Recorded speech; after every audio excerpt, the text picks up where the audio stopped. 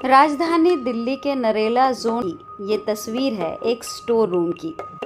इसकी इस जर्जर हालत पे हम बात करें उससे पहले हम आपको बता देते हैं कि ये कोई पहला स्टोर रूम नहीं है जिसकी हालत ऐसी बनी हुई है। 250 वार्डों में न जाने कितने ऐसे स्टोर रूम हैं जो अपनी अवस्था पर रो रहे हैं। बार बार प्रशासन को बताया जाता है, आलम यह है कि बार बार शिकायत करने के बावजूद डीसी साहब को कोई फर्क नहीं पड़ता। और ये देखिए इस दफ्तर के सामने ये आप देखिए पानी, ये सारे में पानी भरा पड़ा है। ये आप देख लें, दूर तक आप जहाँ तक भी आप देखोगे ये पार्क है और पार्क में ही ऑफिस बना हुआ है और पूरे पार्क में बुरा हाल है, गंदगी है और चारों तरफ पानी ही पानी है। इसमें जरा सोचिए कि जब दिल्ली नगर निगम अपने अंतर्गत आने वाले स्टोर रूम जहां से साफ सफाई की शुरुआत होनी चाहिए वहीं साफ सफाई नहीं है, बल्कि जो स्टोर रूम है वहां की स्थिति इतनी जर्जर है, उसी को ठीक करने में ये नाकाम है, तो आगे की तो आप सोचिए ही मत कि ये स्कूलों को ठीक करवाएंगे या फिर आसपास जो भी बिल्डिंग इनके अंतर्गत आता हो उसको ये ठीक करवाएंगे। एक और ऑफिस है जहां पर वार्ड के एसआई बैठते हैं। हमने शुरुआत में ही आपको बताया कि ये कोई पहली इमारत नहीं, ऐसी न जाने कितनी और इमारतें हैं जो अपनी बदहाल स्थिति पर रो रही हैं। यहाँ के जो डीसी साहब हैं और राकेश कुमार जी हैं और वो सुध नहीं लेते हैं। पूरे 250 वार्डों में ऐसी तस्वीर देखते रह जाओगे जी, लेकिन स्थिति जो है वो नहीं बदलेगी, वो ज्यों की त्यों बनी रहेगी। अधिकारियों के सामने जब भी सवाल उठाए जाते हैं तो उनके पास एक ही रोना होता है, फंड नहीं है जी। ये पूरा मामला बजाते रहो भारत न्यूज़ निर्माण समिति की अध्यक्ष प्रीति के पास लेकर गया, तो आइए उन्होंने क्या अपनी तरफ से जवाब दिया उसे सुनते हैं। आपको शायद पहले हमारी कमेटी में, हर कमेटी में मीडिया बैठता था, लेकिन इस मेरी कमेटी की मीटिंग में आप लोग मीडिया नहीं था, तो मैं आप अगर होते तो आप देखते कि बहुत सारी जगह ये बात निकल कर आई थी कि बहुत सारे कॉरपोरेशन के टॉयलेट्स के ऊपर भी ताले लगे हुए हैं, जो आज तक हिस्ट्री में कभी नहीं हुआ। और ये भी क्वेश्चन निकल के लोगों ने क्वेश्चन किए काउंसलर्स ने कि हमारे स्कूल की छतें गिरने वाली हैं, कहीं की दीवार टूटने वाली है। तो आपने आज जो ये मुद्दा मुझे बताया कि वीडियो आपकी वायरल हुई है ये वाली कि भी एक स्टोर टूट गया एएसआई वाला, तो ये मैं समझती हूँ कि बड़ी बात नहीं है।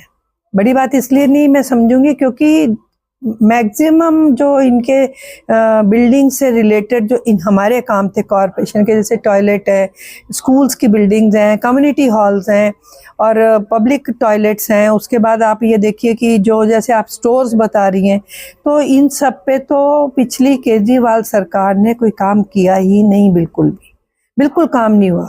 और आप ये देखिए कि कभी टॉयलेट्स में भी ताले लगते हैं। तो ये सारे इशू लेके जब मेरी फर्स्ट मीटिंग में ये सारे इशू आए तो मैं तुरंत सीएम के पास गई और सीएम से मैडम से मेरी मीटिंग हुई। और ये मुझे बहुत अच्छा लगा कि जब मैंने उनको सारे हालात बताए और बताया कि फर्स्ट मीटिंग में सबने क्या क्या इशू रखे हैं, तो ये आगे हम मीटिंग कैसे करेंगे अगर हमारे हालात ये हुए कि हर बात में हम ये सुनने को मिलेगा कि बजट ही नहीं है। तो बजट नहीं है तो हम जो केजरीवाल के कारनामे हैं या केजरीवाल जो सब उल्टा पुल्टा करके चला गया, तो परिणाम तो हम नहीं भुगतेंगे ना। अगर बाय द वे अगर किसी स्कूल की छत या कोई दीवार गिरती है, कोई मिस हैपनिंग होती है, तो अब तो सिटिंग में हम हैं, तो हमें अब उसके कर्मों को धोना तो हमें ही पड़ेगा।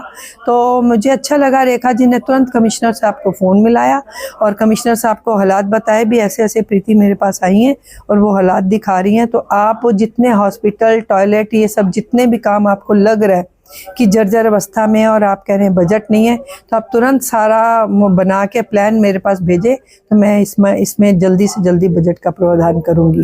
तो मुझे लगता है कि जहाँ जहाँ ये आप बता रहे हैं कि कंडीशन खराब है, तो उसमें से तुरंत लेबर बाहर कर देनी चाहिए।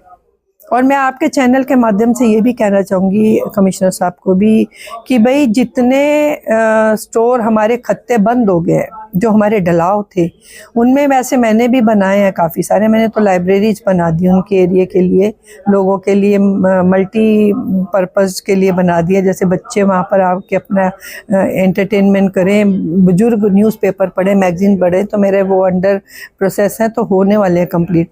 लेकिन मैं कहना चाहूँगी कि हमारी जो फीमेल्स हमारी कर्मचारी हैं उनके पास कोई ऐसी जगह नहीं होती। मैं हैरान हूँ कि हमारी एमसीडी ने इतने सालों से इनके लिए कुछ नहीं सोचा। इनके लिए स्टोर बनने चाहिए ताकि ये जब खाना खाएं तो उसमें आराम से बैठ सके, इनको वॉशरूम जाना हो। और फीमेल्स के साथ तो और मल्टी प्रॉब्लम्स बहुत सारी फिजिकल होती हैं, तो वो एटलीस्ट उनको कोई एक पर्दे की जगह तो चाहिए होती है।